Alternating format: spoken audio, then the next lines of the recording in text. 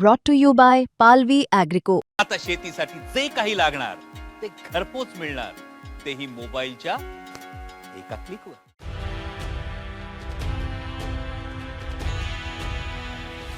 शिवसेना ठाकरे गटाच्या पाठिंब्याने चंद्रपूर महानगरपालिकेत भारतीय जनता पार्टीचा महापौर बसलाय, तर भाजपने ठाकरे गटाचे समर्थक असलेल्या नगरसेवक प्रशांत दानव यांना उपमहापौर पदाची संधी दिली आहे. निकालानंतर झालेल्या वाटाघाटीत ठाकरे गटाला पुढच्या टर्ममध्ये 1.25 वर्षासाठी महापौरपद देण्यात येणार आहे. याशिवाय स्टँडिंग कमिटीच्या वाटाघाटीबद्दल दोन्ही पक्षांमध्ये चर्चेच्या फेऱ्या सुरू असल्याची माहिती आहे. त्यामुळे आता 2019 मध्ये भाजपशी फारकत घेत काँग्रेससोबत युती केलेल्या उद्धव ठाकरेंचा प्रवास आता उलट्या दिशेने सुरू झालाय का, अशी चर्चा राजकीय वर्तुळात सुरू झाली आहे.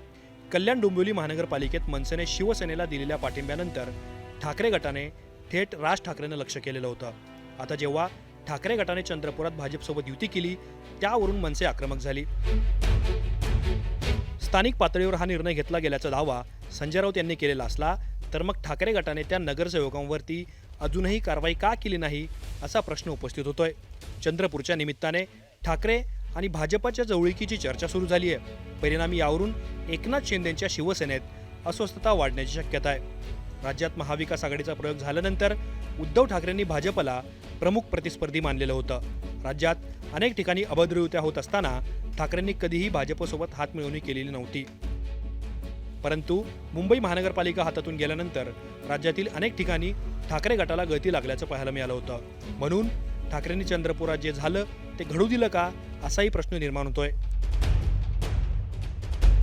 लोकसभा निवडणुकीनंतर सतत होत असलेल्या पराभवामुळे उद्धव ठाकरेंनी पक्ष, संघटना आणि कार्यकर्त्यांना सत्तेत जाऊ देण्यासाठी हा मार्ग निवडलाय का, याबद्दल सुद्धा अनेकांनी तर्कवितर्क लावायला सुरुवात केली आहे. ब्युरो रिपोर्ट, मुंबई तक.